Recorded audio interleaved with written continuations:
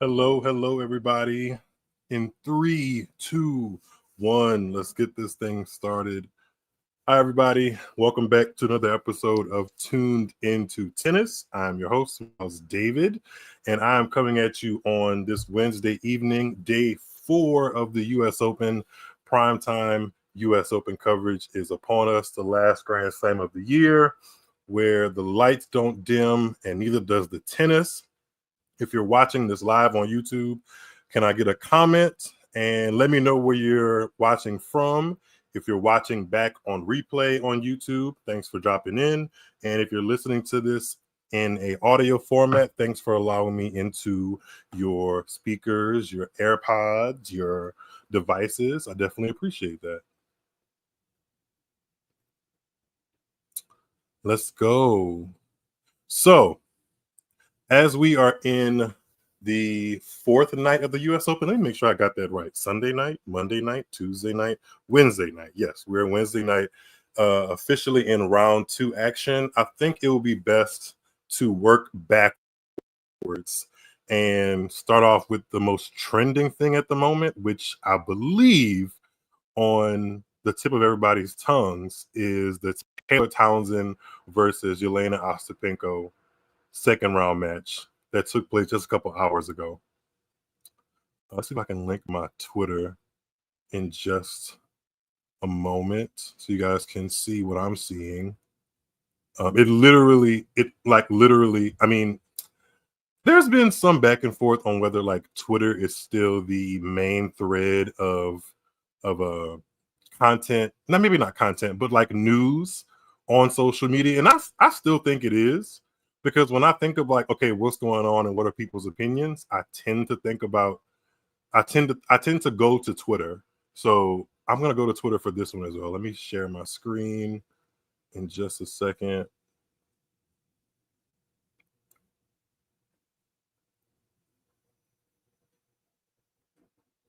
Boom.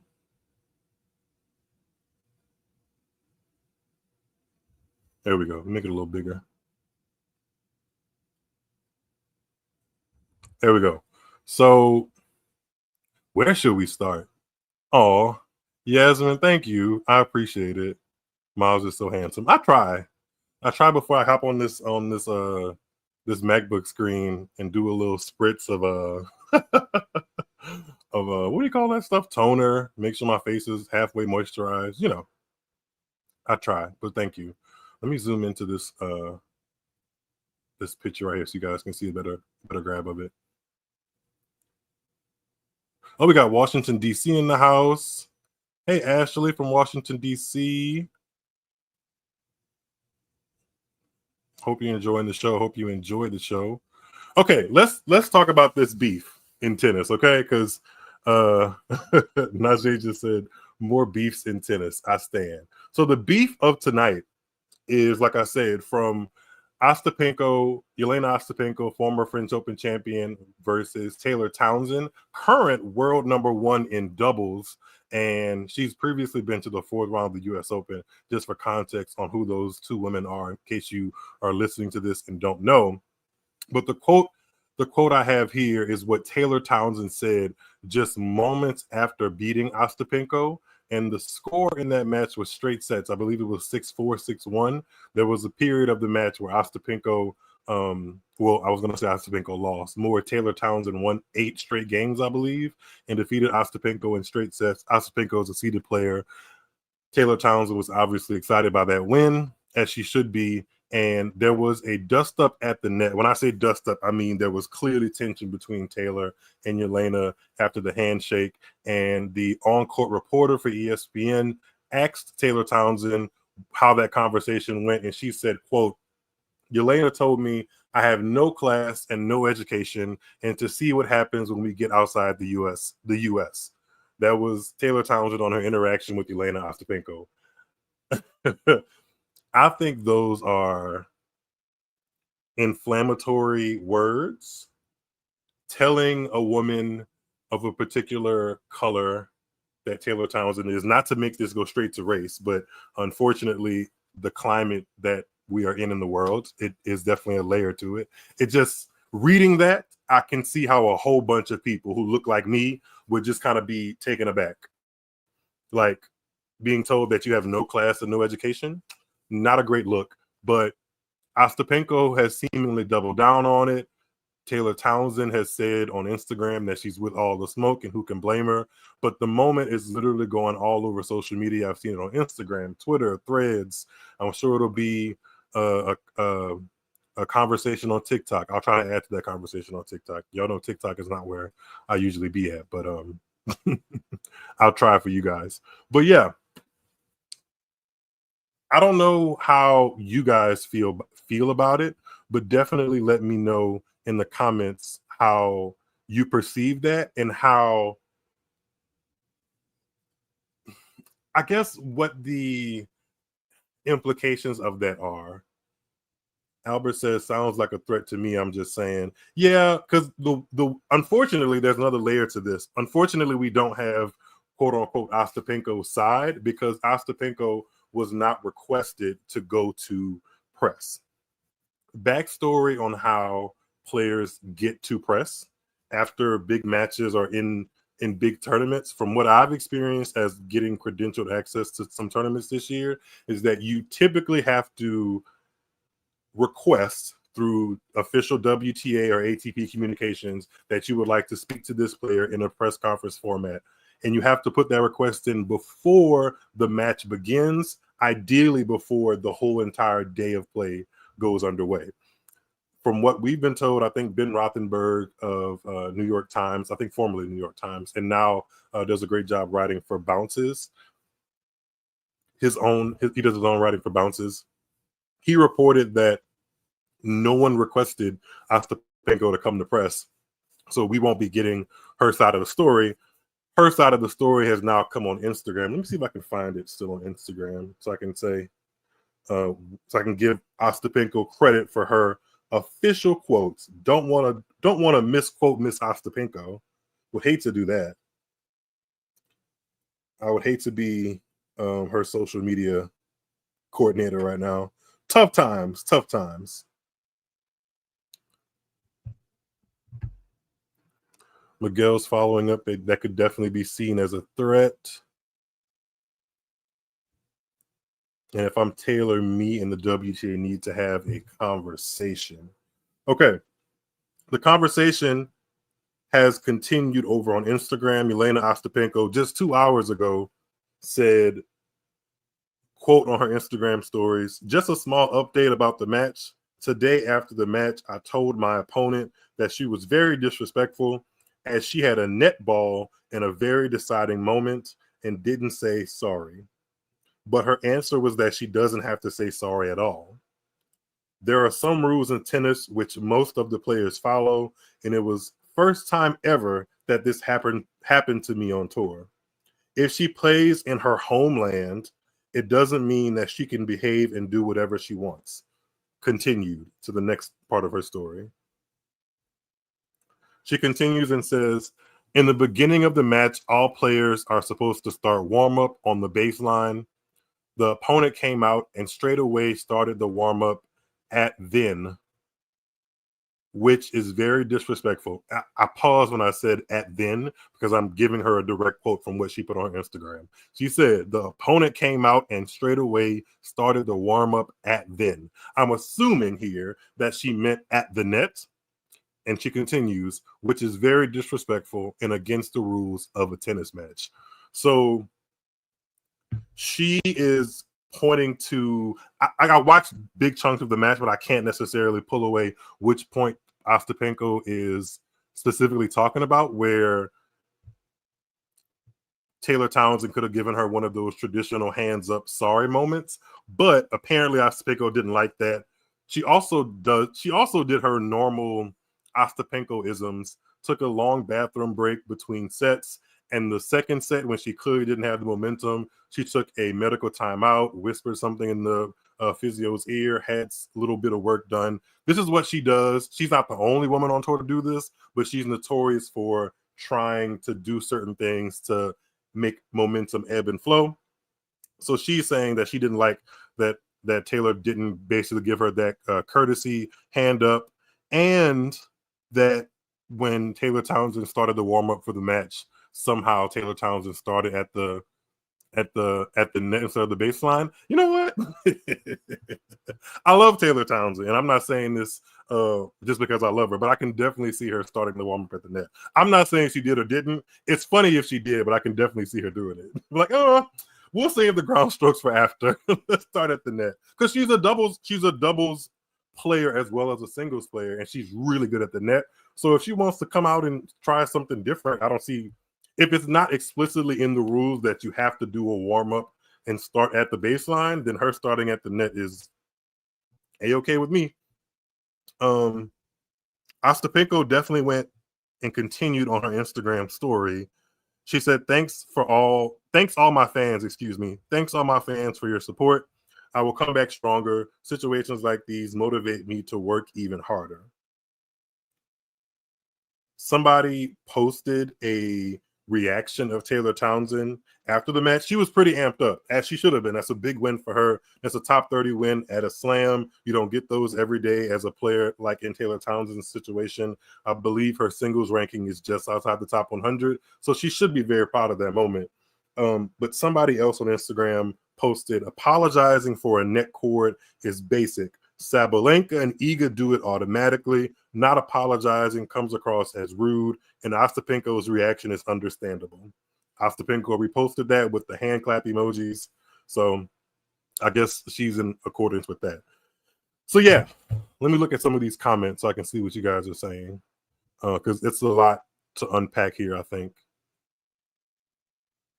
Let's see. Pickleball Reflections reminded me of an elementary school when the clear girls told me I was dumb because of the color of my skin. Yikes.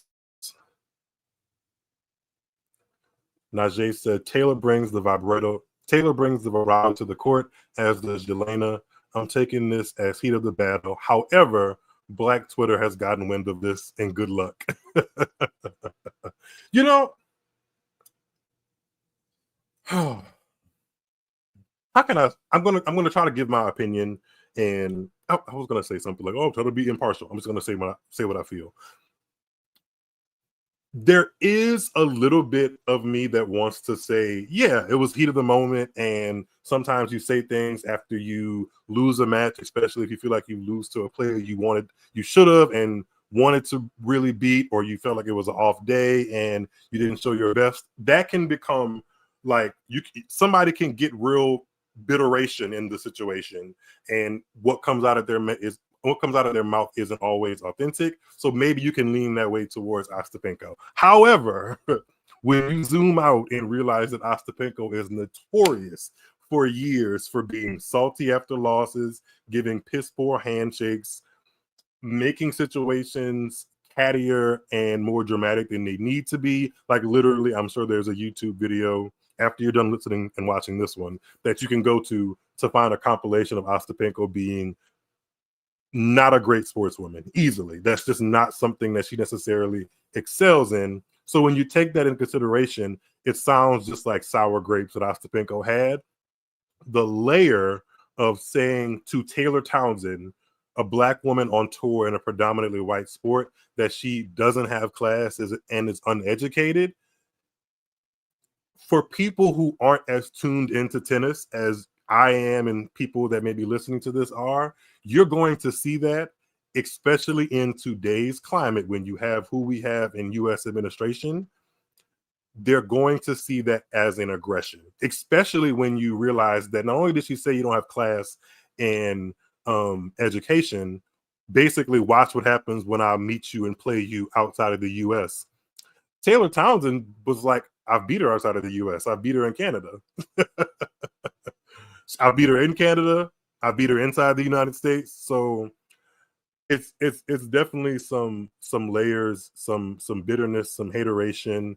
It definitely smacks of racism to call back to that commentator who brought up that or who called that iconic moment from the Williams sisters and Indian Wells before they boycotted in 2001.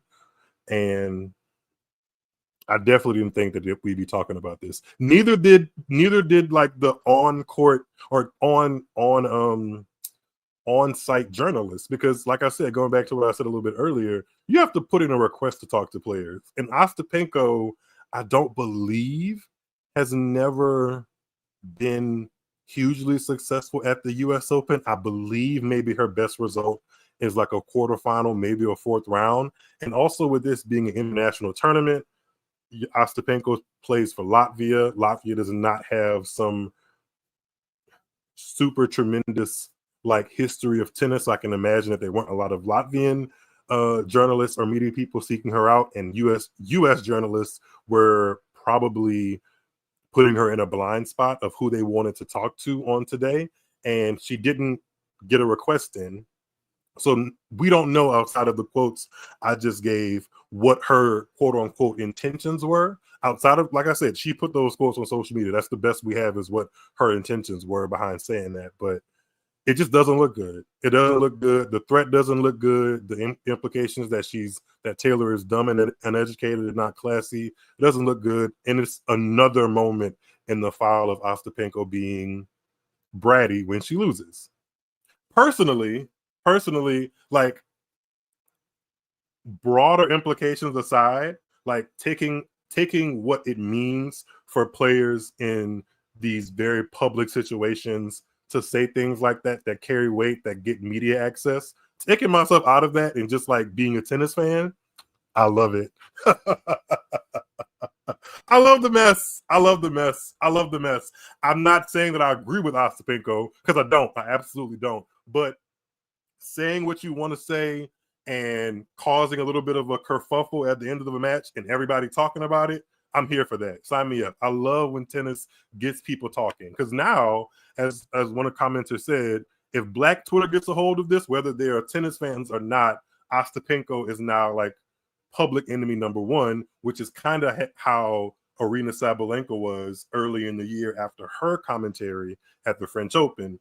Rewind to Arina Sabalenka making commentary about how, I'm paraphrasing here, but basically not giving Coco Gauff enough credit and saying that, Coco Gauff shanked a whole bunch of balls in, and if Sabalenka said if she would have been playing Iga or somebody like that, the match would have been different. Just being a sore loser in press and bringing up things that weren't necessarily the best. This is of the same ilk for sure. Absolutely. Just doesn't look good. It doesn't look good. Edmund Braley, shout out to you for tapping in on YouTube. I'm not sure. I believe Yelena said Taylor had no education. Edmund, if you watch the YouTube, or excuse me, not YouTube, if you watch the Twitter videos, it is pretty clear that she said that towards the end of the kerfuffle. Pretty sure she said that. I don't think Taylor would make up that dig. And to back that up, I heard Yelena say that. Like, it would not take a very accomplished lip reader or a person with really, really good hearing to see that she said that with her full chest. So she definitely said that part. She can't backtrack it now. Najee said, I grew up in a time where what happened today would have been a regular day on tour decades ago. I can agree that there were some undertones. Oh, did he finish on that? I agree that there were some undertones, probably of racism and a microaggression. Yeah.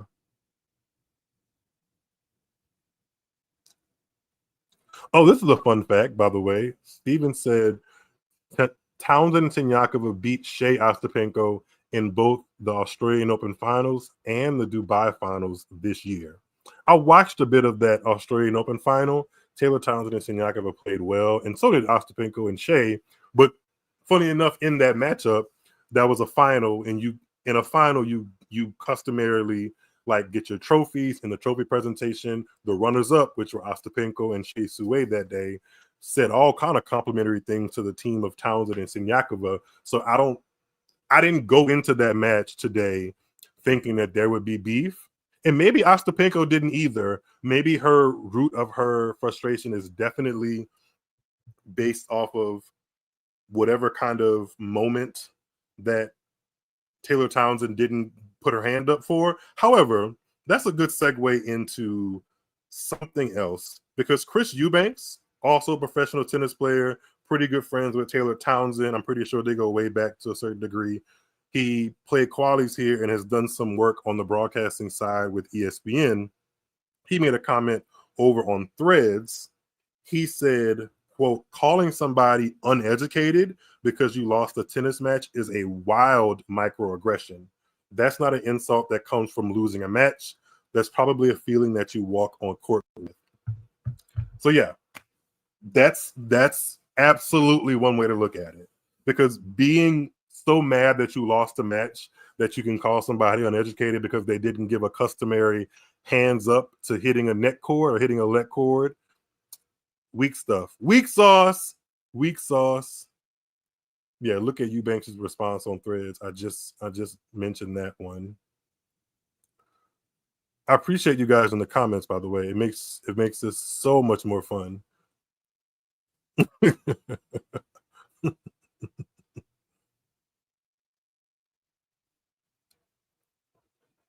Let's see.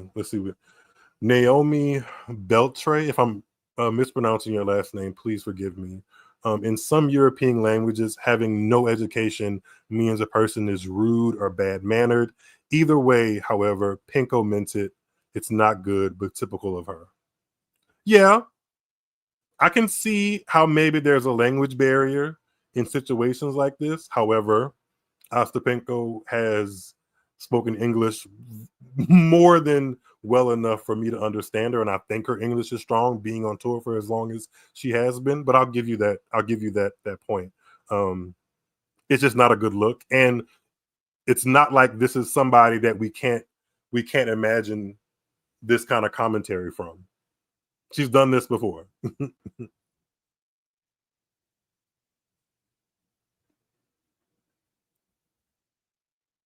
Let's see. Albert says, I know I'm probably in the minority, but I'm also still very out on the whole apologizing for net cords. I wish that could just be abolished from tennis altogether. This is competition. Hey, I see it. It depends. I think it really is situational because if you are deep into a match, let's say you are 5-all in the third set, best of 3 match, right? And you're going back and forth. It's a 15, 20, 25 shot rally, and one of your forehands like nicks the tape and just dribbles over, and there's no possible way that the opponent can get it, and you definitely did not mean to do that.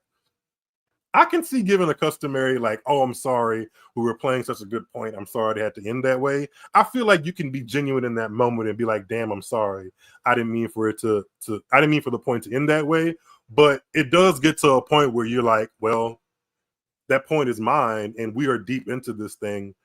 I'll take my points legally out as good as I can get them. As long as I won the point the right way or within the rules, I'll take it. So yeah, that's a offense people fall either way on, the whole apologizing for net cords thing, because realistically, when it gets tough out there, you want every point that you can. But I can understand how somebody would like look at you like a little sideways and be like, girl, you didn't mean to hit that. Like, you got a little lucky. You got a little lucky. You could at least put your hand up and acknowledge the luck. I see that to a certain degree. This is so random. Anybody remember that time Serena Williams was playing Sabine Lisicki in Wimbledon 2013? This is for all my tennis historians out there. Wimbledon 2013, Serena Williams, Sabine Lisicki, 4th round.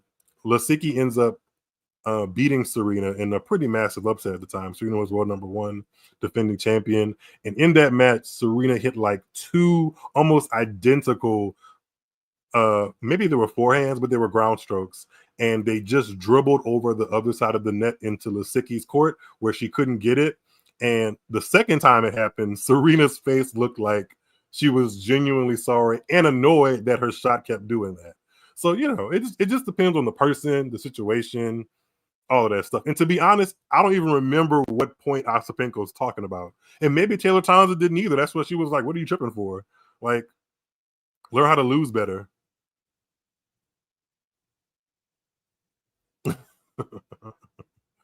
Y'all are funny. Y'all are funny. Oh, Steven, thanks. Miles, congrats on 1,000 subscribers. Does YouTube send you a special plaque for that? I don't think they send you a plaque for 1,000 because 1,000 is fairly simple to get. Fairly, not easy, but like it's a indicator of progress on the platform. So I don't think you get a plaque. I think plaques are like for 100K, 200K, so on and so forth. People that are really bringing the numbers, which hopefully one day I can. But I'll take 1,000. I'll take 1,000. Whoop whoop whoop whoop. I'll take it. I'll definitely take that.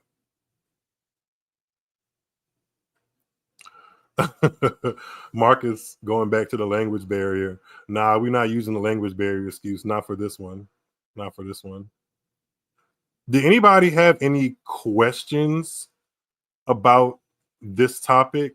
Because I definitely want to get on to some other stuff that happened today. Not that this is boring to me at all. I love it. Y'all, I told you I love the mess.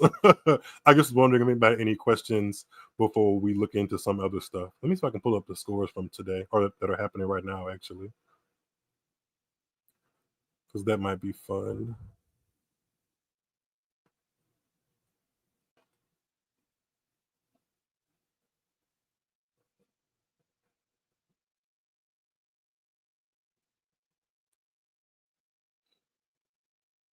Mm-mm, mm-mm, mm.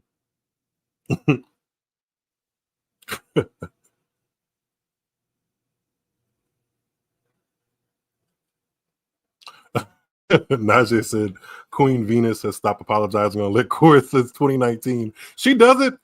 I feel like I've seen Venus give like a little subtle fist pump sometimes when it actually goes her way. Because she knows, like, at that level, at the highest level of the sport, every point matters. It really does. You can say it doesn't, or one point doesn't swing a match. Sometimes it really does come down to 1 point. So I'm not apologizing if I get a little tennis luck on my side. Riley R said this kind of exchange was just another week in late 90s and 2000s WTA. Serena and Hingis had a back and forth, and Serena called Hingis out not having a formal education. That absolutely happened. It is an iconic clip of the US Open in maybe 98, 99. There was definitely some tension in that rivalry. So, hey, I like it. I don't care what y'all say about women's tennis. Women's tennis will always have a special place in my heart for the way that they play, for the rivalries that have been had, and for a nice healthy dose of drama. You get all of it in women's tennis. You get competition, athleticism, storylines, drama. What's to hate, really? What is to hate? What's to hate about it?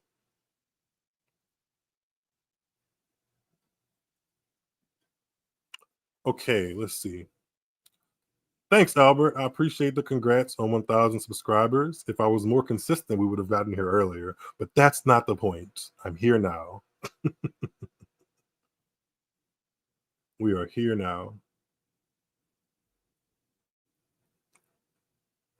Yes, please hit the like button.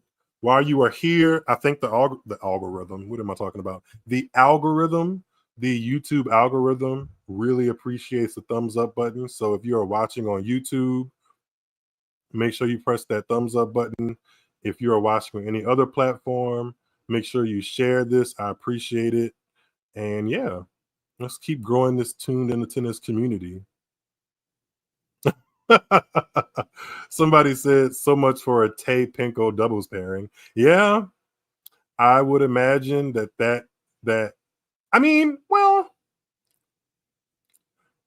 sometimes these tennis players can be fickle. You know, sometimes they are able to kind of be like, that was heat of the moment. I understand we all have moments we're not necessarily proud of. I wouldn't put it past Taylor Townsend for being the bigger person, but I probably would bet against them being doubles partners for at least another year. I don't think they'll both be forgetting this moment anytime soon. So let's say that they are not going to be partnering each other for another year, at least. At least. Let's see. What else is Twitter talking about? Actually, before let's get off of Twitter for a second and go into what is happening live on the grounds right now, because there should be they should be kind of sort of wrapping up for the night session. Let's see where we are. Hold on. Dun, dun, dun, dun, dun, dun. All right, let's do this. Let's do this one right here.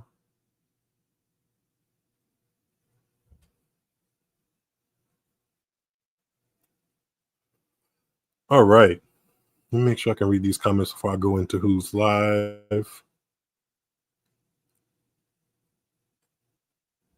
Layla is trying to beat Yakumo. I think I'm pronouncing that right. In a third set right now, but even if she wins, I'm not confident that she won't struggle against Big Sab. Thanks for that alert, Albert. Let me check in on that score. Yep. Layla Fernandez, 2021 US Open finalist, dropped the first set against Elsa Giacomo of France. She won the second set 6-3 and is up 3-2, trying to consolidate a break in the third set. Layla Fernandez comes in with some pretty good form, actually. She won the 500 title in DC, and I was there for that. She actually looked pretty good. She looked pretty good.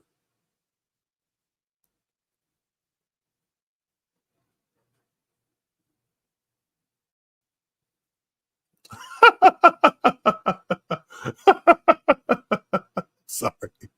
I'm just not seeing this.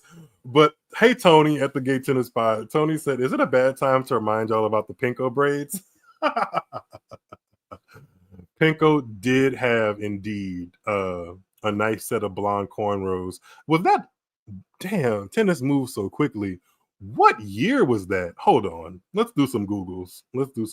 And thanks, Tony, for the shout out about 1,000 subscribers. I definitely appreciate it. Yelena Ostapenko cornrows. Let's see what Google has for me. Wait, this can't be a real picture. Hold on. Wait.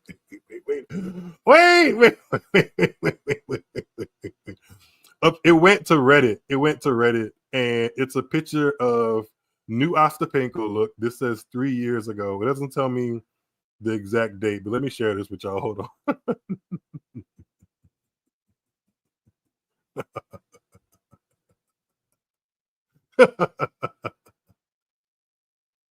If Ostapenko likes it, who are me? Who are me to judge? Who are me? You see it? You see how she got him swooped up a little bit in an updo?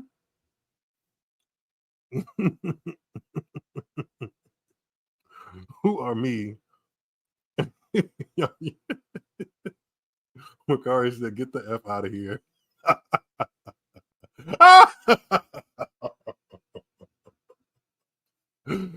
You Ostapenko Dolazol. Yeah, it's definitely giving Rachel Dolezal. Y'all are funny. I think. Let me see if there's another picture. There has to be. Hold on, because that's not even the one I feel like I remember. To be honest, that's my first time seeing that picture, which is why I'm like tickled, because I could have sworn it was something different. Wait, hold on. It's worse. It gets worse. Please, I hope this is AI. Hold on. Let me see if I can share the screen on this one. Come on, Google, work for me, not against me. This is funny.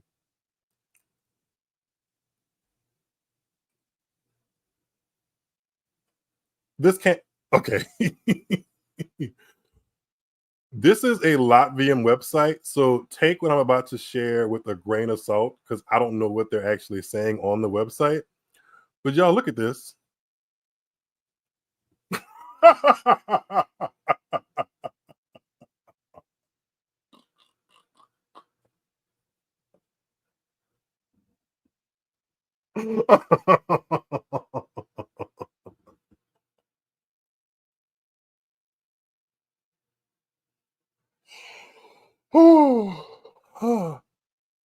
I'm sorry, I'm crying a little bit. That is insane. That is insane. Whoever put her in a chair and did her braids that way needs to be fined. Copious. Oh, it gets even worse. This little sundress and why one of the braids got a little color in it. You know what? Count me out. Count me out. I'm out. I'm out. I'm out. Ostapenko. Ostapenko, girl. Whatever they said, you said it. Okay, you said it. You said it.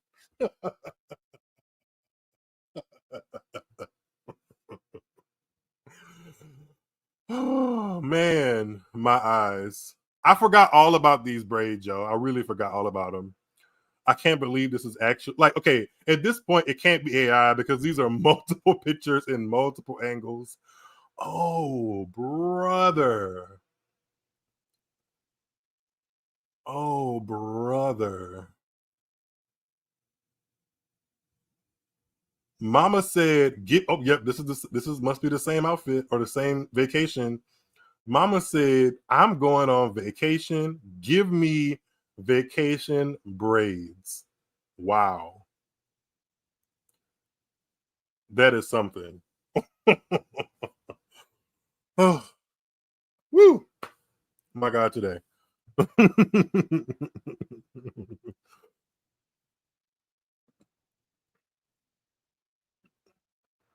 Oh, my light went out behind me. That sucks. Oh well. I could charge it. Ugh.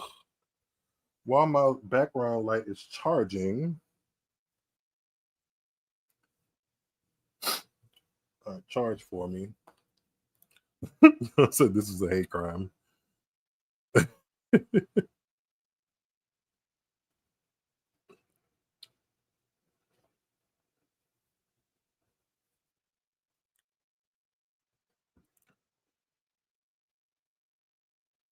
Calling a black woman uneducated but wears a black woman's hairstyle. Yeah, okay, Asta, hell no. Jay, for real, that's hilarious. Oh, y'all want the link for this? Hold on. Hold on. Let me see if I can find. You know what, Miguel? I'll send you the link. Let me see if I can do this. Hold on. I'm gonna put it in your Twitter DMs, okay? Because this is funny. Copy, paste. Miguel, where are you? There we go. I'm glad you stay in my notifications, Miguel, because I can go straight to your profile. Huh?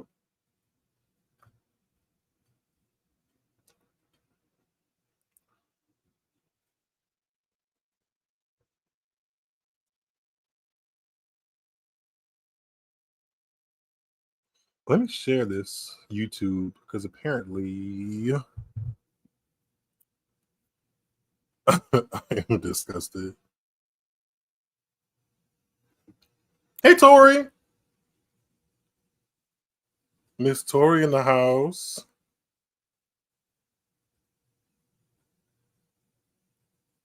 So yeah, I'm taking a break to send this YouTube live to someone.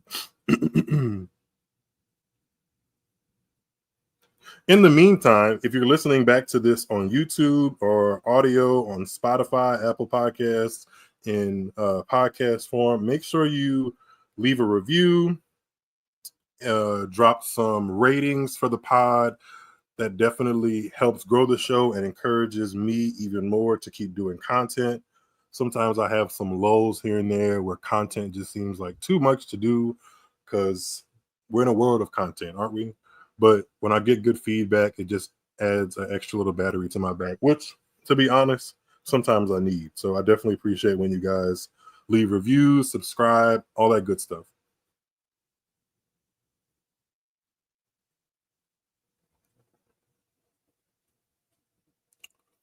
I feel like Martina is going to throw some gasoline on this fire anytime now. Is that Martina Navratilova? If Deshaun was up in here, I know he was going to say Navratilov. But is that Martina Navratilova? Jimmy Trimble? Is that who you're referring to? Navratilova?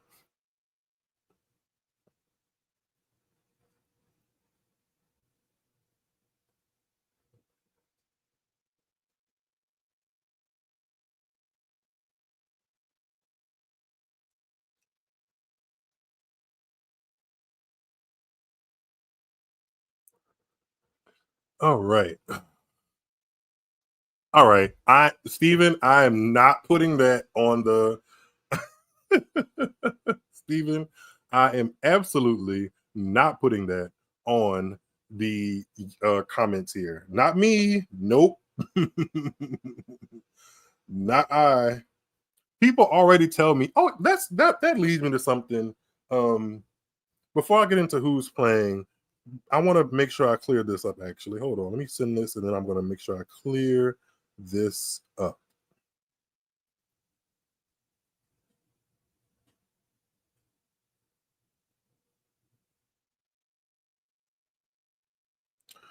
Mm, mm, mm, mm, mm, mm, mm, mm, mm, mm, mm, mm, mm. Does anybody have like random moments from music that just play in their head at random times?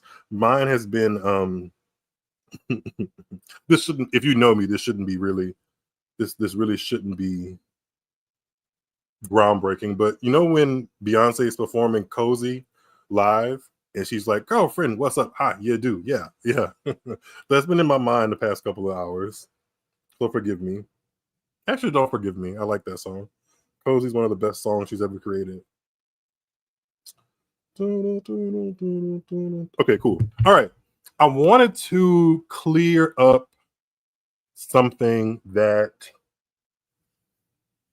I put out there into the internet and social media and stuff like that in regards to this year's US Open. So a lot of you guys have been seeing me go to some tournaments this year. I've covered Dallas. I've covered, which was a ATP 250. So the ATP 500. Dallas was actually upgraded to a 500 this year. I covered that. I covered the WTA 250 in Austin. I covered the ATP 250 in Houston on clay.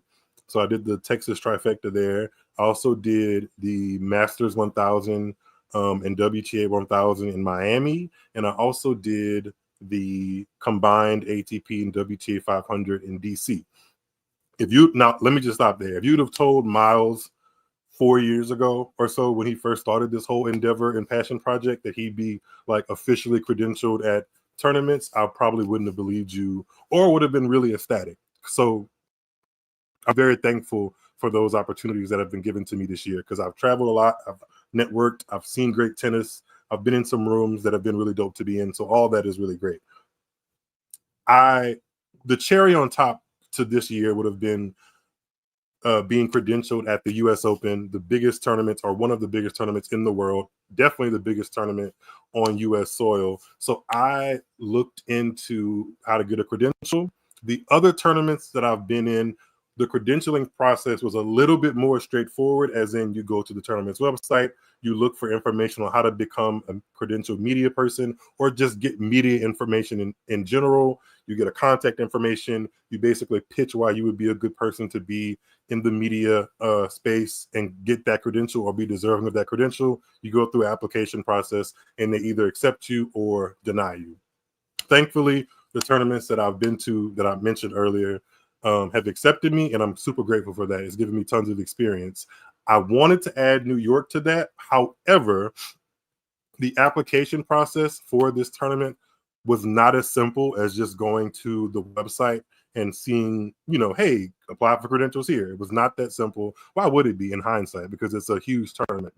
They have to be selected. It's an international venue. People come from literally all over the world, all different forms of media to try to cover the tournament. So it's a very I can imagine it being a very strenuous application process. And I say all of that to say the application for media credentials, unbeknownst to me, was due in May of this year.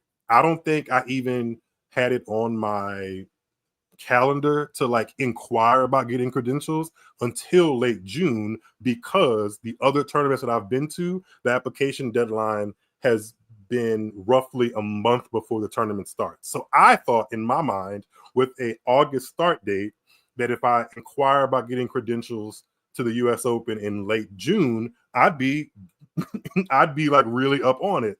Apparently not. I got word back that the applications were due in May. Even with that information, some people really tried to vouch for me on my behalf. I'm really thankful for those people. But unfortunately, I missed the deadline. And if you miss a deadline with a tournament as big as that, with how many applications they get, you're kind of already behind the 8 ball. So yeah, that's why I didn't get a credential. I don't believe it was anything that I did wrong outside of obviously not knowing the application due date and getting in front of that. But it wasn't anything that happened that was bad towards the US Open or anything bad that I did. I didn't get it revoked.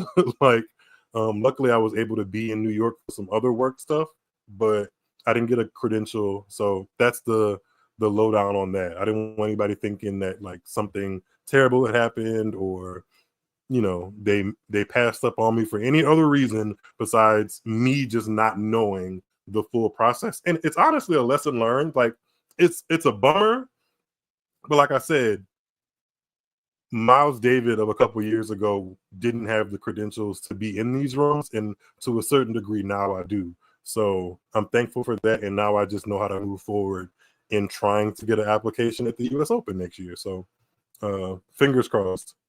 Fingers crossed. And yes, I did make a joke during the Medvedev and Benjamin Bonzi match that I would have been someone who who knows how to be.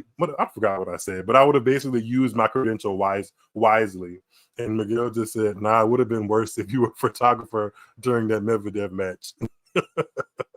I don't know what was going on through that guy's head, but his credential is revoked, and I feel bad because it didn't seem like he was genuinely trying to disrupt the flow of the match, but he did, and that's a huge no-no. So yeah, that's the background on me and the US Open credential. So it's all good. Tori said exactly. That's the mindset of a successful person in a career of networking. Proud of you. Thanks, Tori. I appreciate that, love. I really do appreciate that. Okay, let's get into some tennis that's happening right now, because there's a couple more matches happening as we speak on the US Open grounds.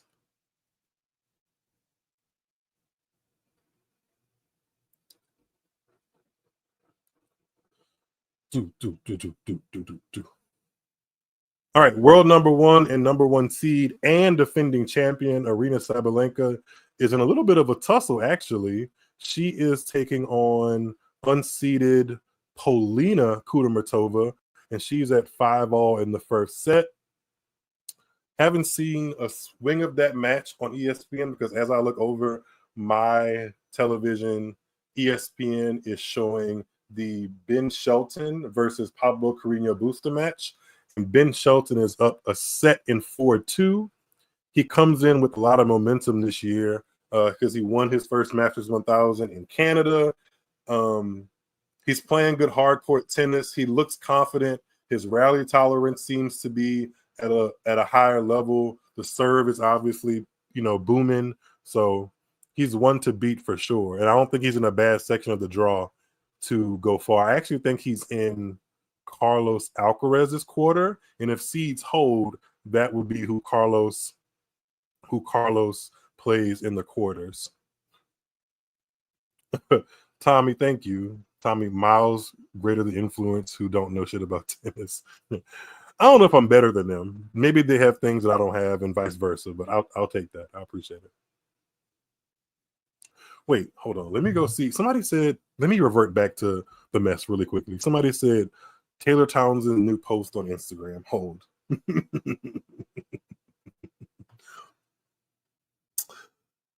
I love the mess.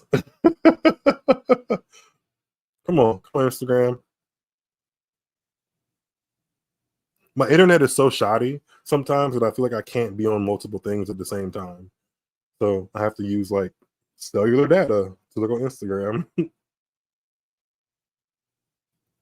Wait. wait.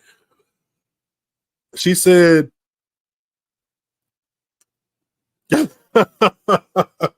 on Instagram, Taylor's caption from 14 minutes ago is BTA. I'm 99% sure that stands for belt to ass.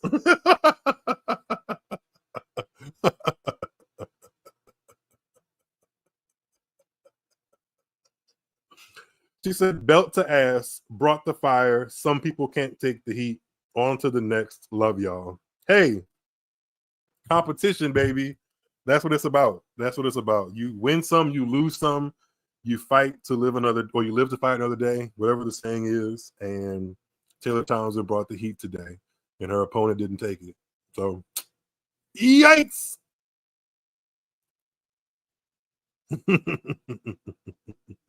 Wait, let me go to the last slide because it's a carousel post.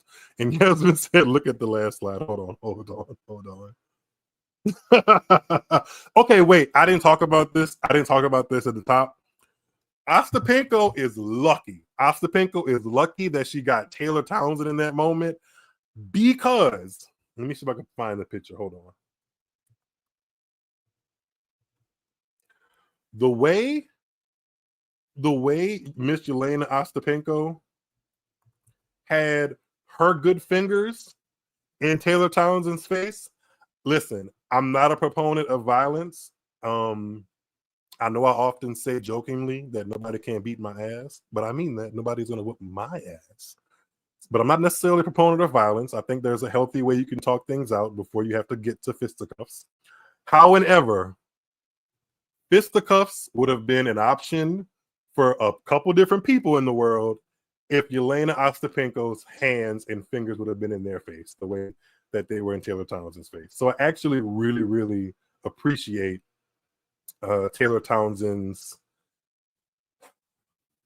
effort and control in that moment because she didn't really allow it to bring her to a more heated level. But everybody's not Taylor Townsend, and this is a this is a moment of education for a lot of different people, language barrier or not. I think it is universally known that you don't put your fingers in somebody else's face, even if you are having a disagreement, you guys are having a passionate argument, whatever.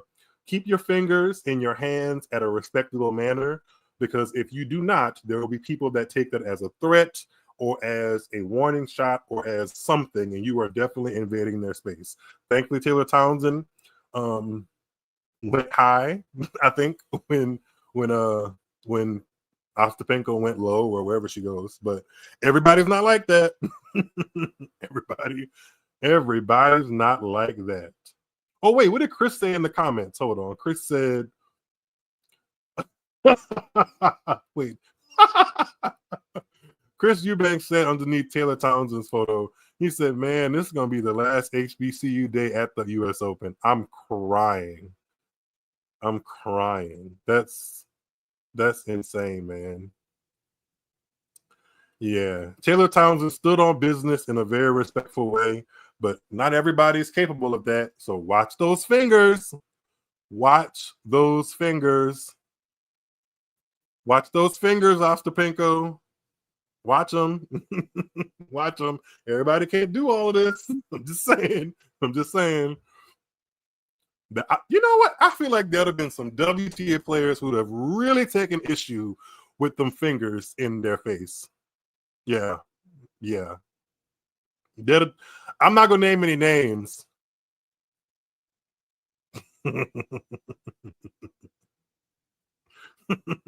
Because there'd have been some problems for some players.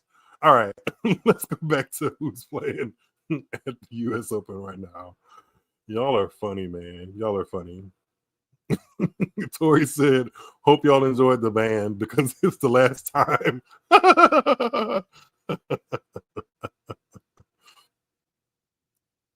Kenya, you're right. Ostapenko been slick with the mouth for years. Hey, Bryson, how are you, my friend? Hope you're doing good on the West Coast. And if you're not in the West Coast, maybe you're in the East Coast for the US Open. If so, hope you're having fun. Makari, you want me to be messy and name those players who I think wouldn't appreciate it. I'm not going to do that. I'm not going to draw them into the drama, but I just think there are some players in my mind who would have not appreciated that finger in their face. And they may or not be retired or may not be out of the US Open draw already, but they exist. They exist.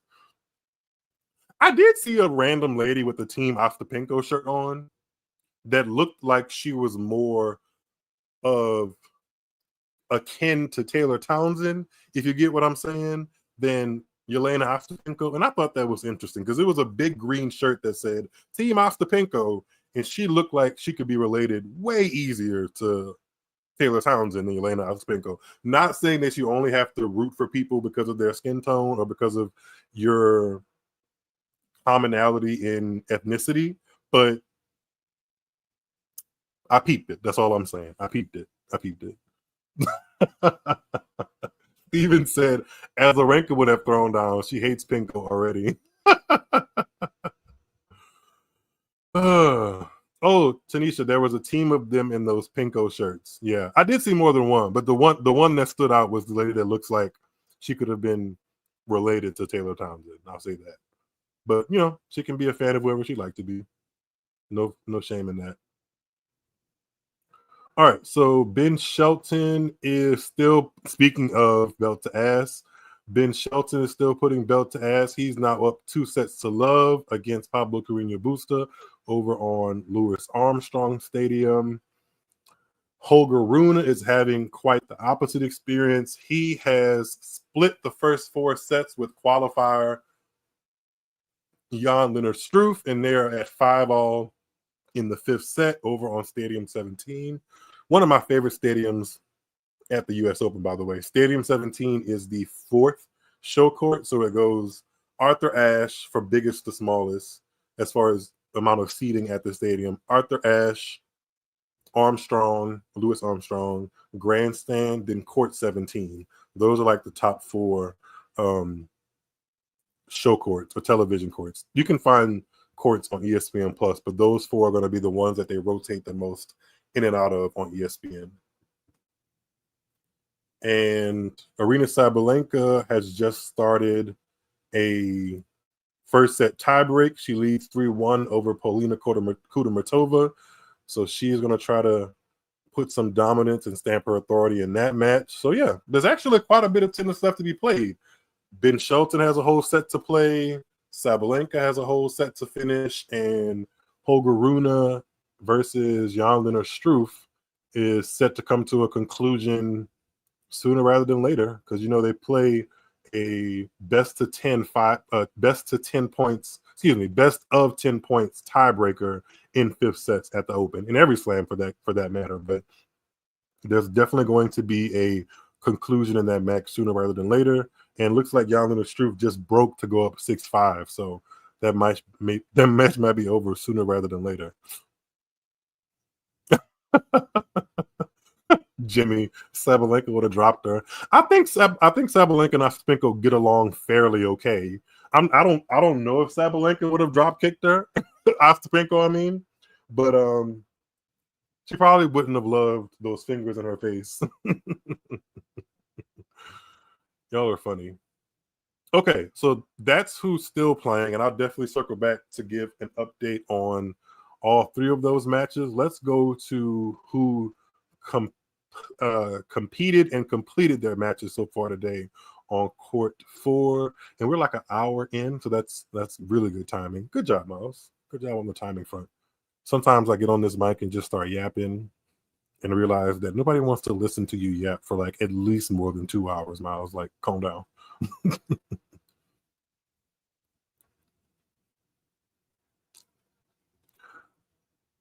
Speaking of Ben Shelton, Yasmin Yasmin said, I love that Ben Shelton is dating his little biracial companion, looking like siblings. They are so cute. Good night. Good night, Yasmin. They are a cute couple, though. They really are cute. I think Ben really likes Trinity Rodman, and Trinity really likes Ben. So, hey, I'm all for it. Love is love.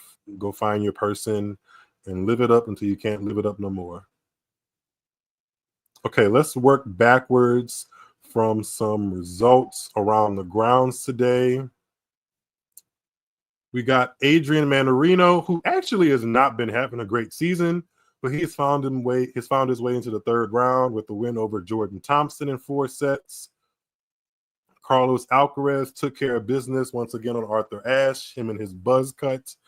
Has the buzz cut grown on you guys since you first saw it a couple days ago? Has bald Carraz come around and made you a believer in bald Carraz?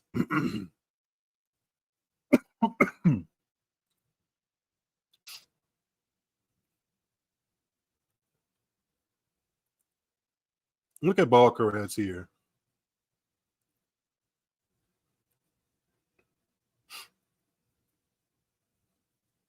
Oh, his hair has grown. His hair has grown.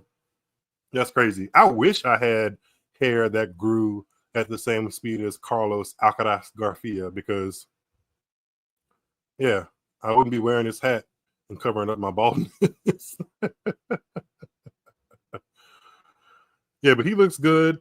He definitely took care of business today into the third round of the U.S. Open without dropping a set. And that's one round deeper than he went last year, because last year he was upset in the second round by Botic van der Zandschulp. So he's come into the U.S. Open with some really, really great form. His only loss in recent memory is to Jannik Sinner in that Wimbledon final.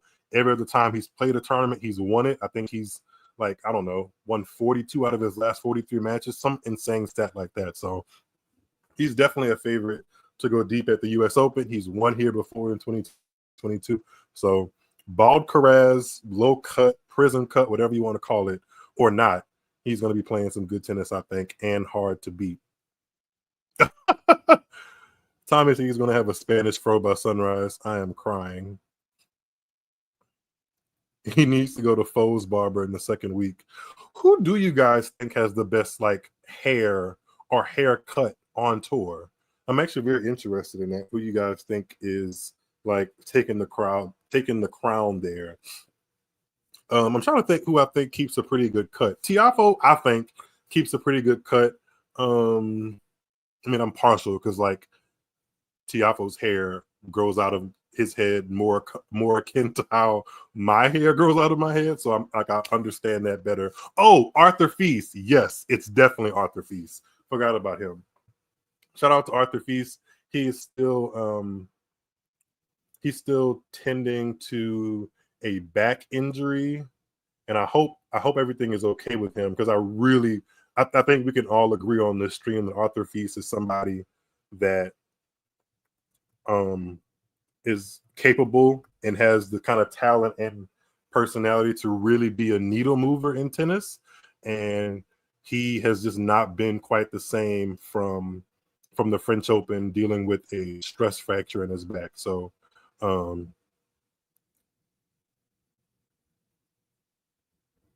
let's see. Actually, hold on. See if I can share this really quickly.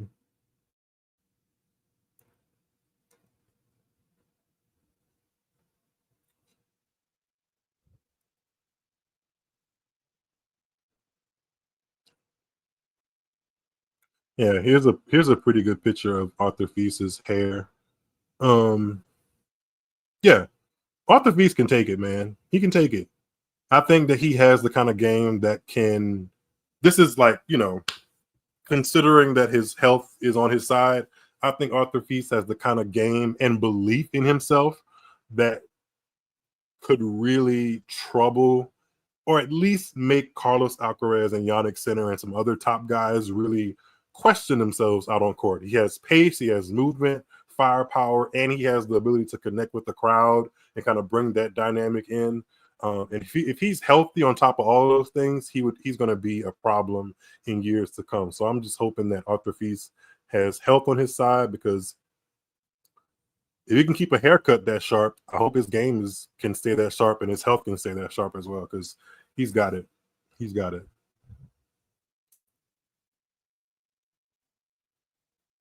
Oh, Tanisha said Musetti also has lovely hair. Shelton's taper looks like he took a wrong turn down Flatbush Ave and got right to his surprise.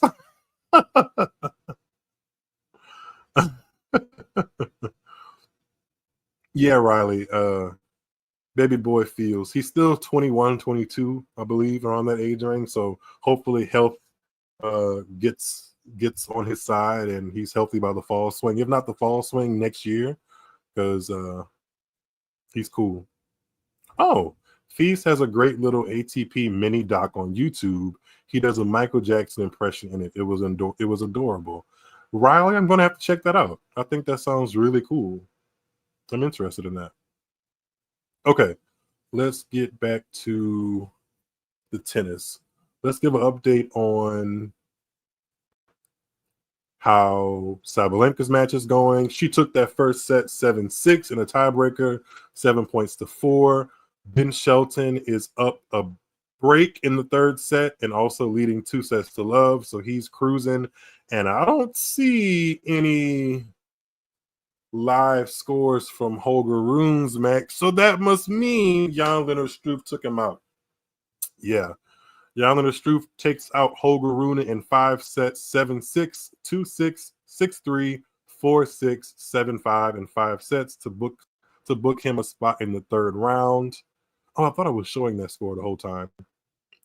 This is why I need a producer. I can't be a producer, the talent, scrolling through the interwebs, providing the content, all the things at the same time. It's hard out here, okay? It's hard out here for a tuned into tennis pimp.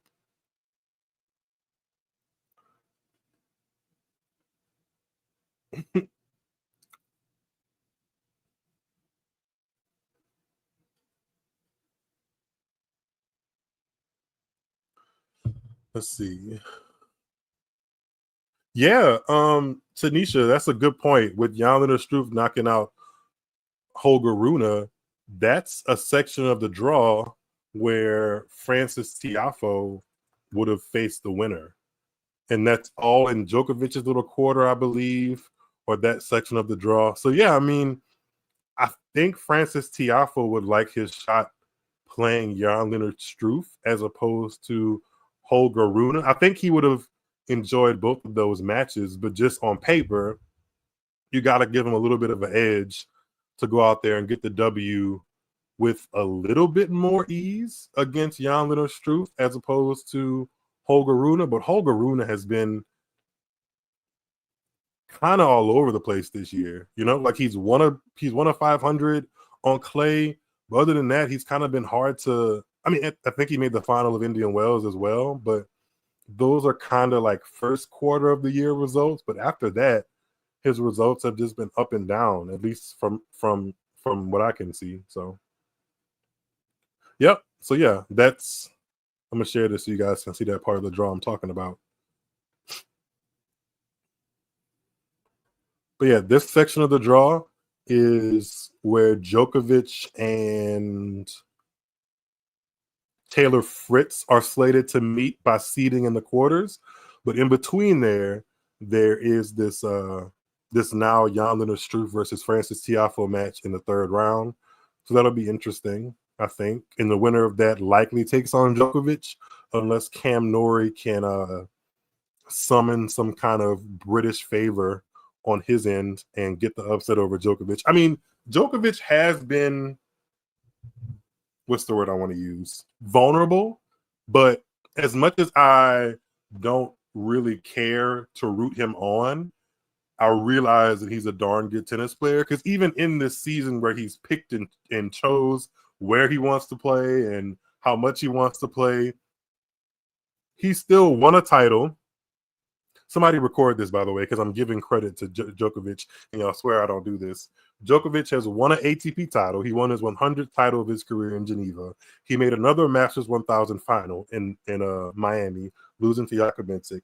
And he also has made 3 Grand Slam semis. He made a semi at Australia, the French, and Wimbledon. Most guys on the ATP tour ranked 2 all the way down to 2000 would love those results. And he has basically been playing part-time tennis and has accomplished all of that. So my thought process in saying that is that even with a Djokovic that is vulnerable, I think it'll still take a impressive performance to get him out of the U.S. Open. He's won that tournament 3 or 4 times at this point, maybe even more. I don't quite remember. So yeah, even a Djokovic that's ailing and doing all of his regular histrionics is going to take a good performance to get out there, or a bad performance by him, by Djokovic's standards. So we'll see which one of those comes first, and if anybody in that part of the draw can knock him out there.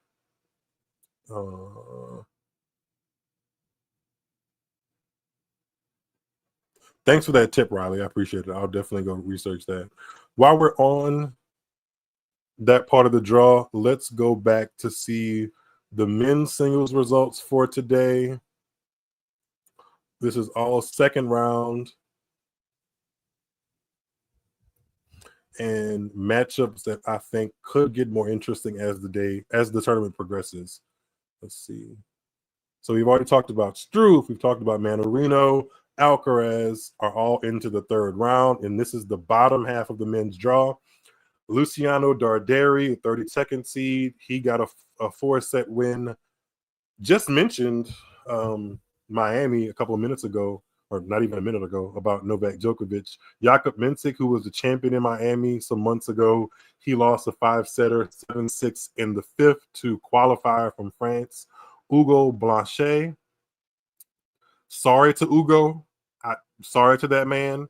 I do not know much about Hugo Blanchet, but I'm sure he is ecstatic to be into the third round of a major, probably for the first time. He also qualified, so monetarily, confidence-wise, all of those things. And points-wise, a third-round performance at the U.S. Open is probably a career best for him. So shout out to Hugo. Francis Tiafoe, who I was just mentioning, got a good 4-set win that puts him into the third round over Martin Damm Jr. Cam Norrie's into the third round, beating Francisco Comasana. Arthur Rinderknecht got an upset win over 18 seed Davidovich Fokina, 6-3 in the 5th. Benjamin Bonzi of defeating Medvedev a couple nights ago fame, he did another 5-setter and came out victorious again. He came back from 2-sets-to-love down over American Marcos Giron and beat him 6-4 in the 5th. So Benjamin Bonzi's into the third round. Taylor Fritz, number 4 seed in last year's finalist, he's into the third round with the 4-set win over Lloyd Harris. I don't think he played that well from the bits and pieces I saw of that match. I don't think he was happy with how he played. He got a win, which is most important, but I don't think he was too thrilled with how he played. So keep an eye out on Taylor Fritz in this tournament. Casper Ruud, the 12th seed, is out. I tweeted this earlier. I have no idea who this young man is. Raphael Calignan of Belgium.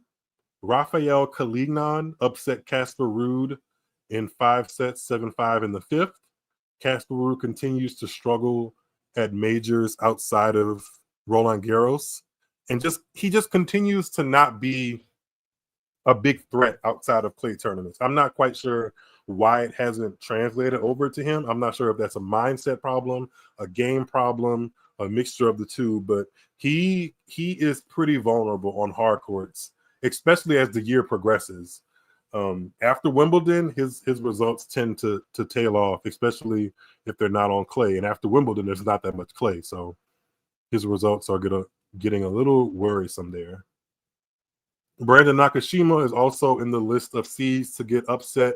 He lost to Jerome Kim of Switzerland, 7-6 in the 5th. A lot of 5-setters today. Wow.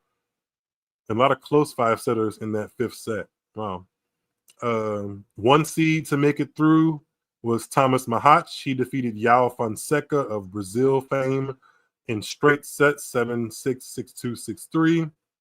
Novak Djokovic got through. I mentioned he was vulnerable. He is vulnerable. He lost the opening set to qualifier of United States, Zachary Zvida.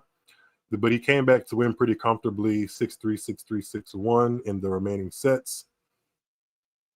And then 20th seed Yuri Lehechka dropped his opening set, but made pretty quick work of Thomas Martin Echeverry, 6-love, 6-2, 6-4 in 4 sets. So those are the men's results. Anybody have any questions about those matchups before I flip over to the women? In the YouTube comments, I mean. If you're in the comments or if you're in the X comments, Let me know if you have any questions about the men's matches today or anything for that matter. Here to help. Hashtag here to help. And share my opinion. And give commentary. Oh, Kenya. Kudermetova just called a medic. That doesn't super surprise me. Let me see where they are in the match.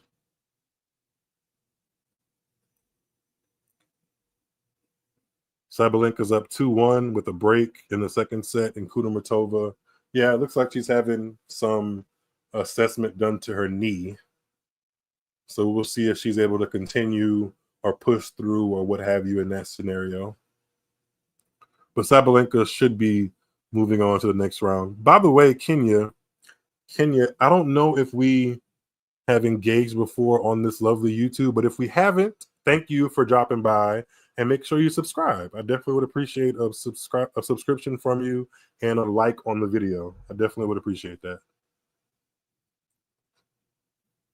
Riley, some of these players sound like the ones they made up in challengers. Not heard of a lot of these guys.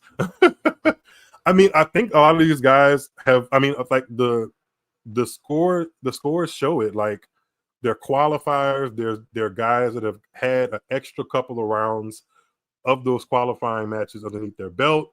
The people that they've upset, I can't say that I'm like super surprised that Casper Ruud and Nakashima are out before week 2.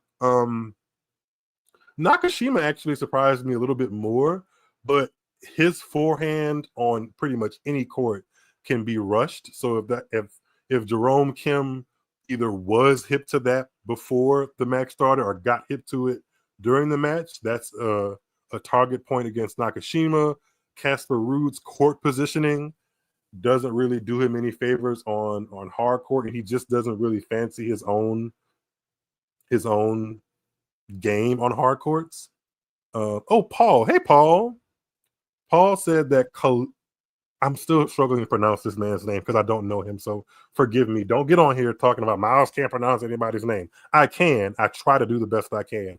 I just don't know that young man's name. So I'm guessing it's Calignon. Paul, if you know how to pronounce it, or if you heard one of the commentators pronounce it, please do a phonetic stretch for me because I'm not sure if I'm pronouncing it correctly. But yeah, Casper Ruud losing to somebody that I've never heard of at the U.S. Open doesn't push my wig back. You know what? You know what kind of did though? I have to bring this up. Casper Ruud was in press, I think, either before his first round match or after, and he said he didn't love being in New York and like the vibes on the US Open grounds because of the smell of marijuana. I think that's fascinating. And he's not the first person to say that.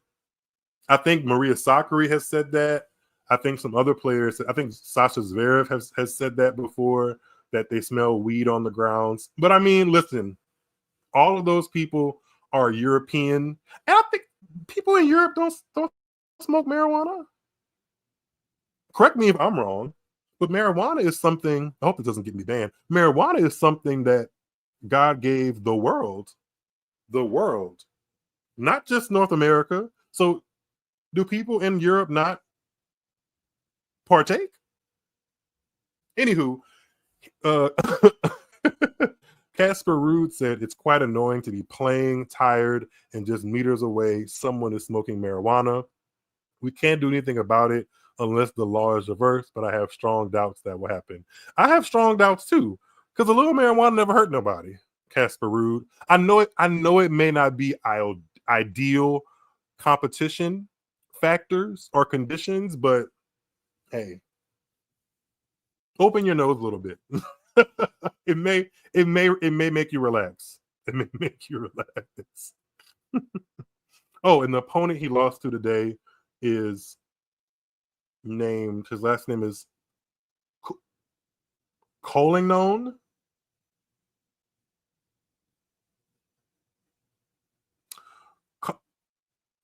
I want to say cool, but you didn't put two O's because COOL would have been cooling known, but that looks like calling known.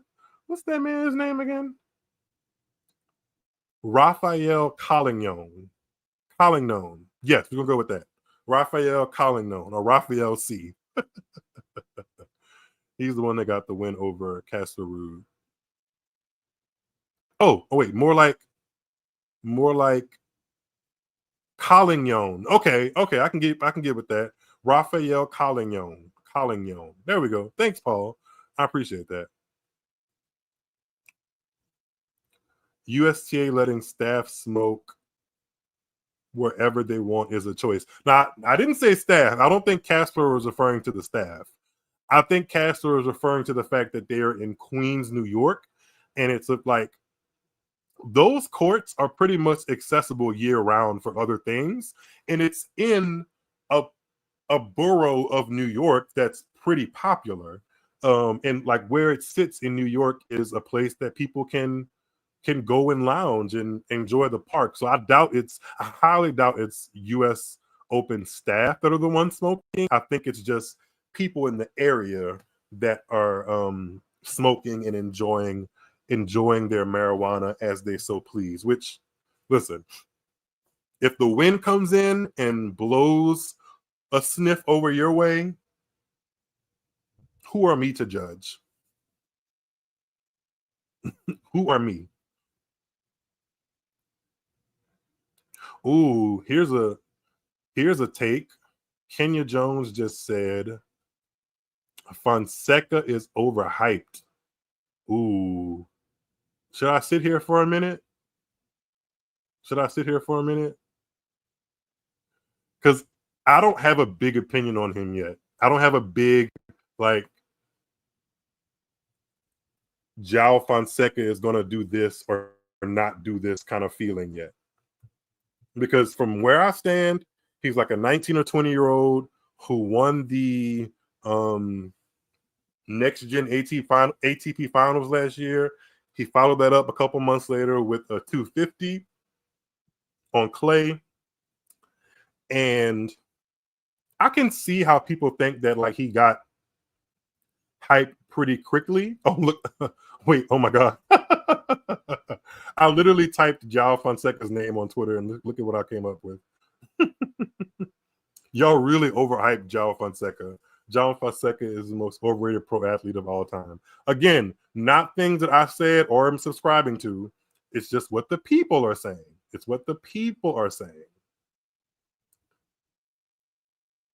Oh, wait, I'm not even going to do that. Let's see.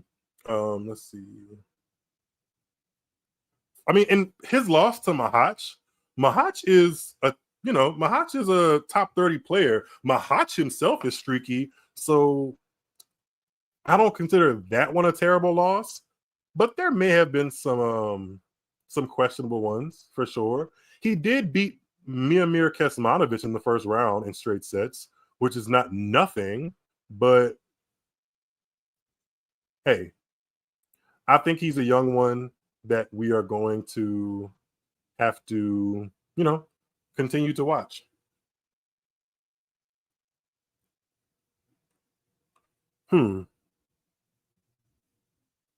Paul agrees with Kenya that Fonseca is overrated. Miguel is putting his Fonseca cape on and says that he's a fun watch at 19. Drop Shot Baddie. Hey, Drop Shot Baddie. She says he's 19. Come 22, he'll be a better player. Give him time. Most men don't play well early unless they are Rafa. Let's see. Riley, not a Fonseca hater. He's my B-Day twin. Oh, shout out to that. What day is Fonseca or what date are you and Fonseca born? And what is the zodiac sign? He's getting a bit more credit than he deserves, but he can ball at only 19. Fair.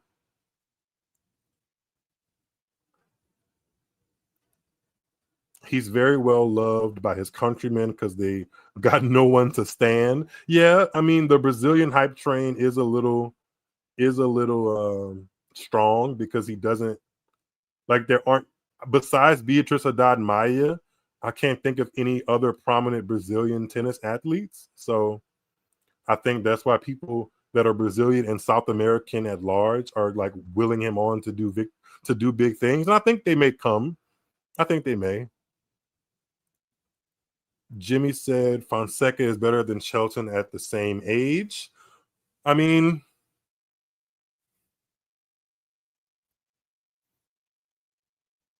who's to say? Miguel said, "You know, I keep my Brazilian flag on the left side." Y'all are hilarious, man. Oh, Riley, you guys are both born on August 21st. Oh, happy belated birthday. And so is Muhova, born on that day. Leos. I like Leos. I give preferential treatment to July Leos because I'm born in July. I'm a Cancer. But August Leos are fine too. Y'all have good energy for the most part. I rock with it. I rock with it. Okay. Tanisha brought up a good point that Ann Lee of the United States got a great win today over Belinda Bencic. And I think that is a great jumping off point to look at some of the results from today on the women's side. Speaking of the women, Sabalenka is up 3-1 in her second round match at Arthur Ashe Stadium. Let's take a look at who has joined her or already has joined her, or she will be joining them rather, in the second round of women's singles. Excuse me, third round of women's singles. I'm all over the place. Sorry.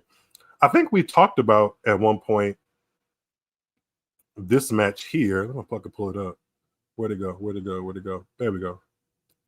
We spoke for a brief second about Leylah Fernandez, and she got a comeback win, put herself into the third round. She beat Elsa Giacomo 2-6, 6-3, 6-2. That's some good stuff right there. Marketa Vondrousova. Who actually knows what to do with Marketa Vondrousova in a draw? No one. I don't like what? She's a former Wimbledon champion. She's a former French Open finalist. She is a Olympic silver medalist. She won Berlin on grass, which is a 500 this year. She's not seeded. She's into the third round. She's inexplicable, completely inexplicable. No idea whether to pencil her into the next round or what. She's a head scratcher, but her game is effective when she's playing well because she's so crafty. She keeps pretty good length on the ball and good spin on it. So she's a problem when she's playing well, but who knows when that happens, you know? Who knows? Let's see. Who else won today? Ann Lee beat Belinda Bencic. Belinda Bencic is a former semifinalist here, so that's a pretty good win for Ann Lee. Ann Lee also made the final just last week at the 250 in Cleveland, so she's continuing some good form. Jasmine Paolini took care of business in straight sets over another American, Eva Jovic. Mira Andreeva is who I want people to watch because she's had a great year on hard court. She's won 2 WTA 1000s in Dubai and Indian Wells. I just think she may have taken a small minor dip since then, but she still has gotten to the quarterfinals of Roland Garros and quarterfinals of Wimbledon. She kind of fell apart in those quarterfinal matches, so the jury's still out on if she can really handle a big Grand Slam moment at her age without completely crashing out.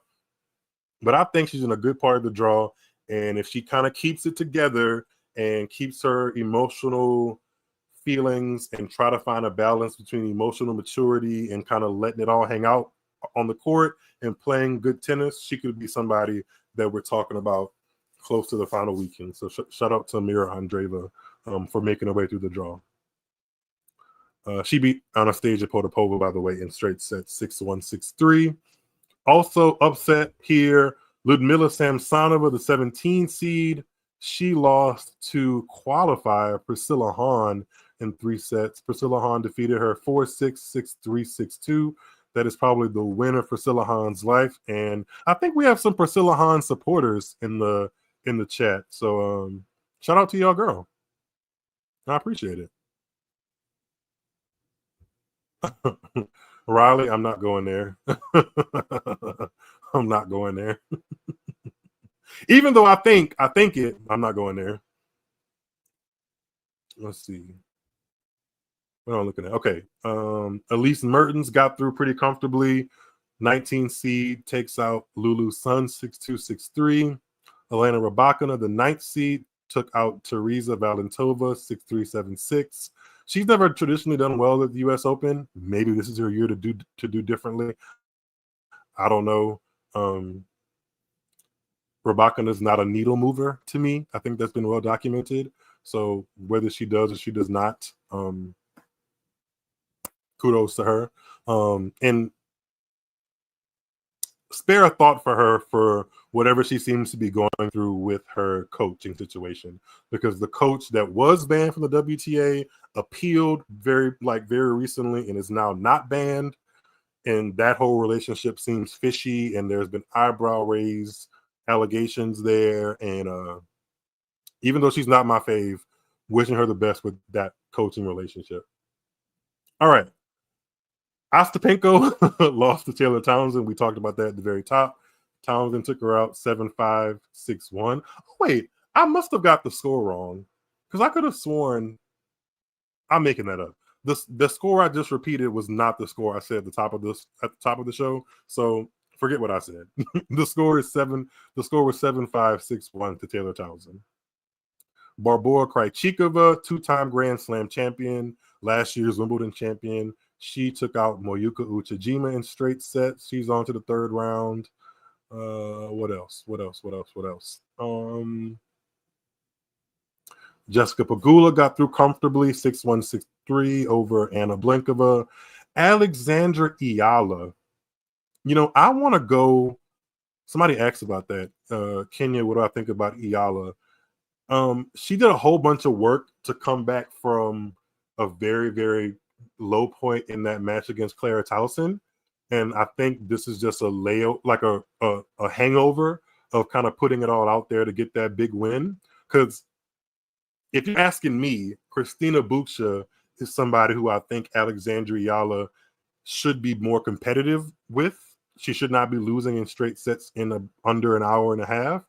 Because I've watched Christina Buksha play up close, and I can't say that I was that blown away. But I am impressed by Alexandra Iyala. I'm partial to lefties because I'm a lefty, and I think she has a lot of grit. I mean, there's obviously areas for improvement with her serve. She kind of lays it in there, but I think she plays and competes with a lot of heart, and I think that's going to get her far. I mean, she kind of reminds me in the best ways of Angelique Kerber, like a lefty that doesn't really take advantage of their leftiness all that much, but really grinds for every point and makes herself a tough backboard and a tough out. So not her day to day, but Iyala is somebody I'm still going to continue to watch as she gets older and more mature and experienced on the WTA tour for sure.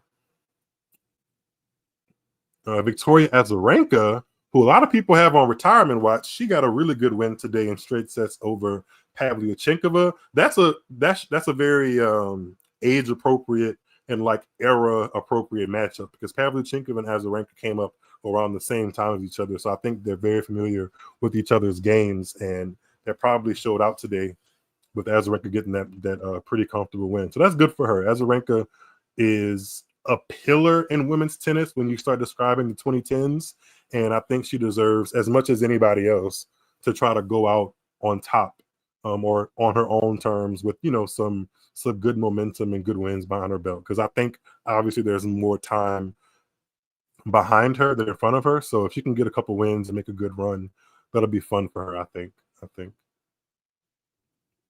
Okay, who else? Emma Navarro got a win over Katie McNally 6-2, 6-1. That's really good for Navarro because her summer has not been good. She has not been racking up too many victories, but a spot in the third round of the U.S. Open may help remedy that and get it in the right direction. And also, former U.S. Open champ, 2021 champ, Emma Raducanu got a straightforward victory over Janice Chen.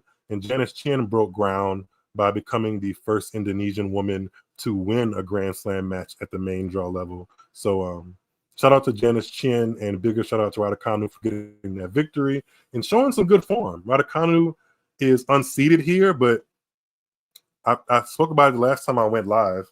She's been showing a lot more consistency and stringing together 2, 3, 4 wins at a time at tournaments. So it's good to see her name in the win column for sure. So those are the winners today. Let's see if I can go back and give you guys a quick update on the Sabalenka match. Yep. She's up 5-1. She is almost 2 feet into the third round. And Ben Shelton took care of business 6-4, 6-2, 6-4 over Pablo Carreño Busta. So he's into the third round as well. All right. Thanks, Riley. I'm glad you see the Kerber vibes with Iala, because they're all over to me. You said she's a great player for having the serve of a 50-year-old club player. Hey, you gotta use your strengths. Use your strengths. That's all I can say. Oop, Kenya with the overhyped word again. Kenya said Raducanu is overhyped. Sorry, not sorry. I can't agree with that. I don't share that opinion. I think that the way that she came onto the scene was incredibly backwards.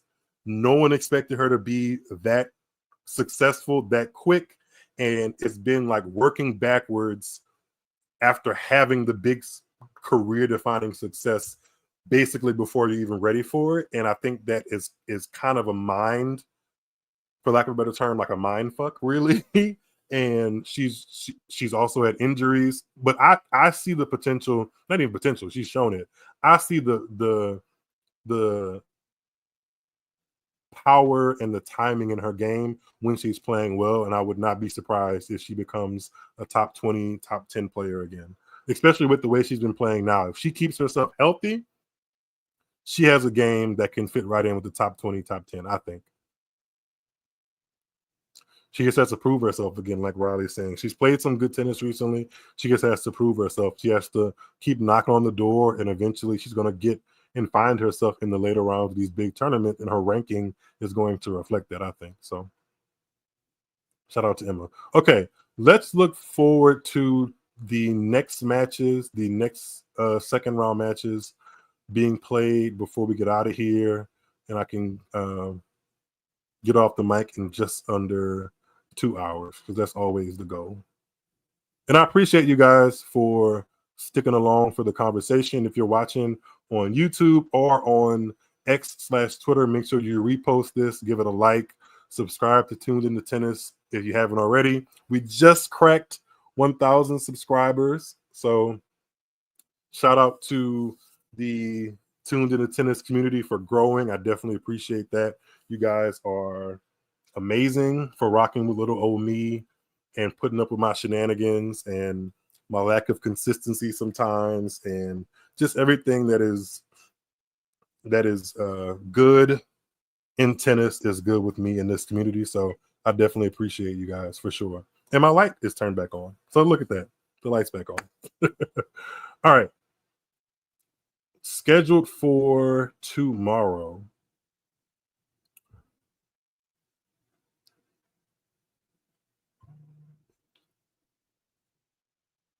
Scheduled for tomorrow. Oh, brother, it's going to be a heck of a day on Arthur Ashe. I'm being sarcastic. Iga Swiatek opens up the day session on Arthur Ashe with a match against Susan Layman's. That should be done in under an hour or so. Yannick Sinner takes on Alexei Popyrin. Those are the 2 day session matches. Whoopee! I'm sure they're going to be dominations. The night session on Ashe opens up with Donna Vekic versus Coco Gauff. Could get interesting. Vekic has gotten the win over Coco at last year's Olympics. Different surface. That was clay. This is hard court. Vekic has not really continued on in her success from last year, but Coco Gauff is also very vulnerable.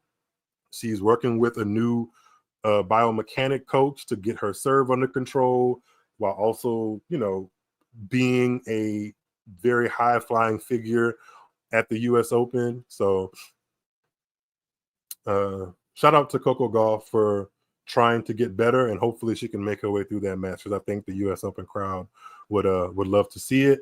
And then following Coco Gauff on Arthur Ashe at night is Tommy Paul, the 14th seed, taking on Nuno Borges of, I was going to say Portugal?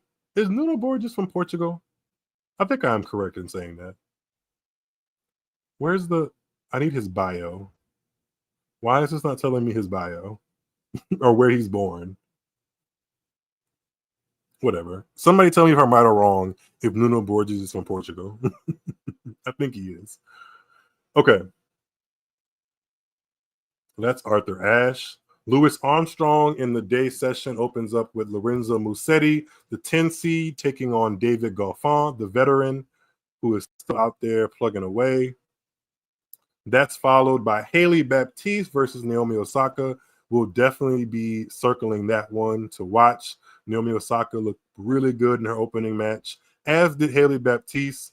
So I think that one could get pretty electric. They've played before, and I think Haley, I think it might be split. I think Haley may have won one. Naomi might have won one too. I'm not 100% sure, but they played before. And the night session on Armstrong is number 3 seed Sasha Zverev taking on Jacob Fernley, and Amanda Anisimova taking on Maya Joint. Maya Joint is a young name I think more people should be paying attention to. She's won 250 titles this year. She's a 19 or so year old that represents Australia, but she was born in the US, and I love her name, Maya Joint. I shall not be expounding on why I like her name. On grandstand court, the third biggest court, Andrei Rublev takes on wild card from America Tristan Boyer. Karolina Muchova, the 11th seed and slayer of Venus Williams in the first round, she takes on Sorana Cirstea, who comes in off some really good momentum, having won the title, the 250 WTA event in Cleveland just last week. Speaking of Venus Williams, after that match wraps up, it'll be Venus Williams pairing up with Leylah Fernandez in women's doubles, taking on Kitchenak and Perez. And after that's done, Stefano Tsitsipas will be taking on Daniel Altmaier of Germany. Kenya said, let's all pray for Coco. Yes, let's do that. Some other notable matches as I'm just quickly scrolling through the order of play. Haddad Maia is in action. Flavio Caboli, Daria Kasatkina, Alex de Minaur, Linda Noskova, Francisco Cerundolo, Felix Auger-Aliassime are all in action on court 5. Let's go to court 17 and see who they've put out there. Where is court 17? Or did I just say court 17? Yes. Brooksby versus Caboli, Kasatkina versus Rakimova, Alex de Minaur versus Mochizuki is all on court 17. And then Peyton Stearns is also in action on the outside court. Maria Sakkari, Denis Shapovalov, Gabriel Diallo, Ekaterina Alexandrova, Karen Khachanov, Alexandra Bublik, Anna Kalinskaya, Marta Kostyuk. All those names are in action tomorrow. So the U.S. Open is heating up. We're getting closer and closer to that middle weekend, that Labor Day weekend that everybody that works hard for their 9-to-5 money is looking forward to, because it's a 3-day weekend. So yeah, I think today was a very eventful day at the U.S. Open. To recap, Ostapenko thinks that Taylor Townsend is unclassy and uneducated, and Taylor Townsend's with the smoke. What else happened today? Ben Shelton's playing really good tennis. Sabalenka's playing good tennis. What else happened today? Somebody quickly remind me. It happened so quickly. Djokovic is through. Holger Rune got upset. Carlos Alcaraz is through easily. Francis Tiafoe is through in 4 sets. Mira Andreeva's through. Jasmine Paolini's through. Marketa Vondrousova, Leylah Fernandez. All those players are through to the 3rd round. And we have big stars up on deck for tomorrow, like Coco Gauff, Tommy Paul, Iga Swiatek, Yannick Sinner, Felix Auger-Aliassime, Tsitsipas, Naomi Osaka, all in action on Thursday. And also, thank you, Miguel Wood, for mentioning this. Daniil Medvedev did get fined for his actions at the U.S. Open. And I say actions loosely because he lost his top. He lost his top really bad. But I mean, I shouldn't say I mean because it's not. It's.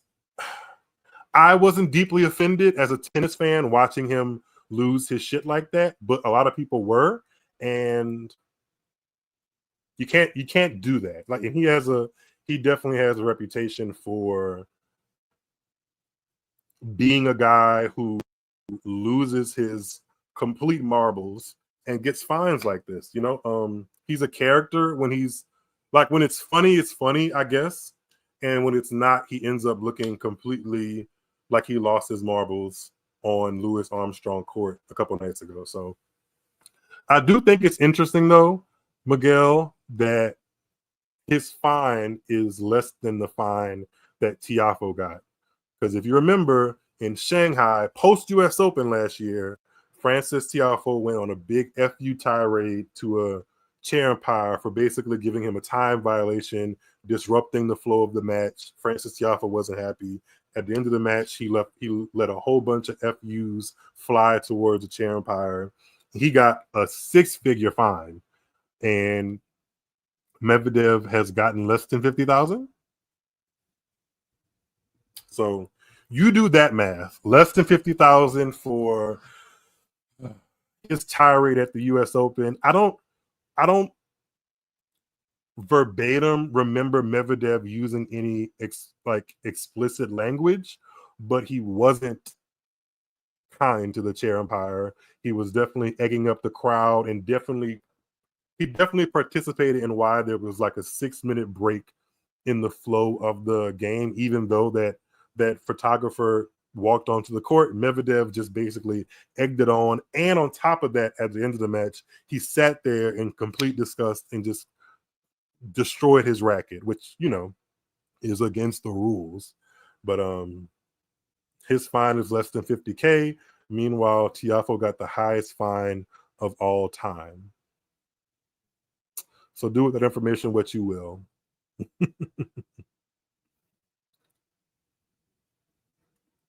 Ooh, and the fist to tongue motion that Medvedev did, that was interesting. I'll leave it at that. All right, y'all. I think this is a good place to cap it for the evening. It's been great talking to you guys and kind of having like a mini 1K subscriber celebration. I'm actually thinking about doing like a Ask Me Anything type of vlog or live or something like that to actually celebrate 1,000 subscribers. So I'm appreciative for you guys engaging here on YouTube Live. If you're watching this back on YouTube, make sure you're in the number to make us get to 2K subscribers. I'd appreciate that. Make sure you subscribe, like this video, and share it with your other tennis friends. If you're listening back in podcast form, I'm back. Sometimes that podcast feed is one of the toughest things to upload for me. In addition to the writing and the social media and all the other things I try to do, the podcast can kind of some way, weirdly enough, fall between the trenches or fall between the cracks. So hope you're enjoying it. Make sure to leave a review, share it with your friends as well. And I will catch you guys in the next installment of Tuned Into Tennis. I am your host, Miles David, and I will catch you guys on the next one. Take care, guys. And happy U.S. Open. Continue watching. ESPN is your friend for now. Bye, guys.